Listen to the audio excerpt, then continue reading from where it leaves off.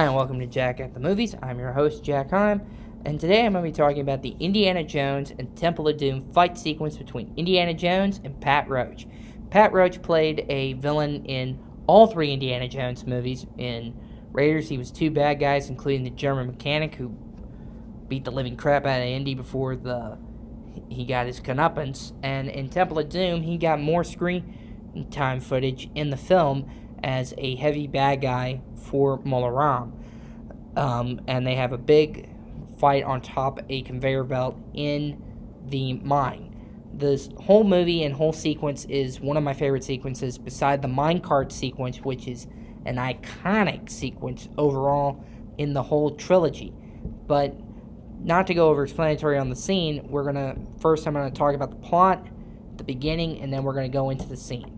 In it, after a previous adventure, Indy giving something to a gangster named Lao She, during it while on his way back to America, his plane, which he's supposed to be on, is not hijacked, but during it goes down in the Himalayas, and Indy is almost killed.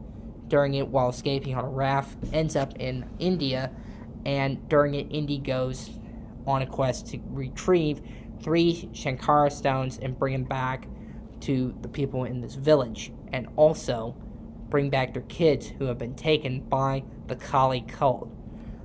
The film is a bit of a darker movie, and it's a darker direction in the films, taking a little bit of influence from Empire Strikes Back, which is one of my favorite Star Wars movies. But this film is a great sequence that we're going to be seeing. And the footage is not owned by me, it's owned by Paramount, Disney, and Lucasfilm, which own the footage. So I hope you enjoy seeing this footage from Indiana Jones and the Temple of Doom fight with Indy and Pat Roach. Let's roll it. This whole sequence was shot at Elm Street Studios in England, which is now defunct now, and it's used for all 3 Indiana Jones films and Star Wars films. For the moment where Indy got stabbed by the Molaram, the Maharaja's voodoo doll, and reacting to that was actually Indy's double, Vic Armstrong, who was doubling him for the film, and could not be available for filming for some part of it because he had injured himself while filming, and Vic Armstrong took over, and this was used again in Indiana Jones and the Dial of Destiny, with his stunt double standing in for him after he got hurt.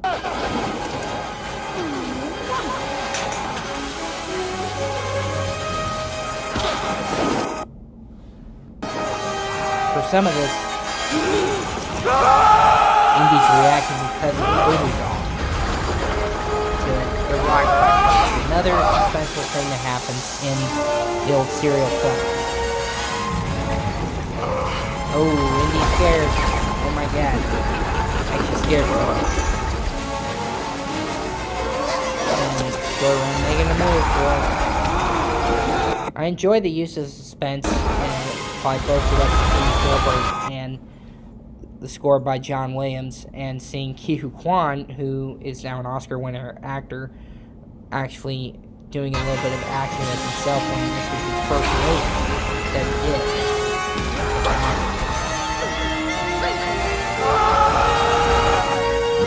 Oh yeah! Go get him, Indy.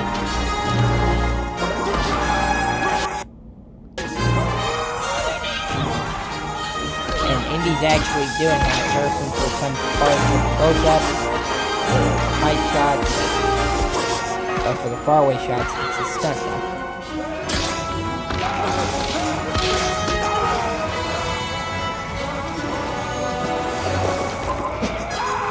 Oh, that's gonna hurt. Uh-oh. That's to have a gruesome death.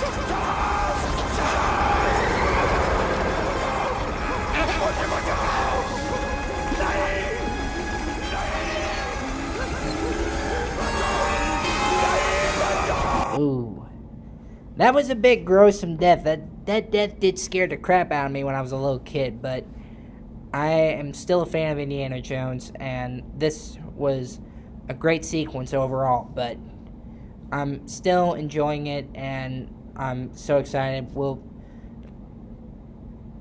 Each of these trilogies of movies are great, including Star Wars and Indiana Jones, but we got 2 more films that came out, Kingdom of the Crystal Skull and Dial of Destiny. They're both great movies, and to me, Indiana Jones will always be, to me, my favorite franchise of all time.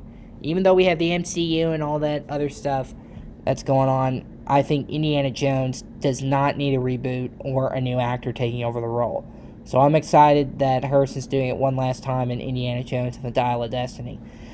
The footage here for Temple of Doom is great. The type of footage, Indy doing his action is great, and I hope you enjoyed seeing the action sequences that happen in this film. So until next time, I'll see you around.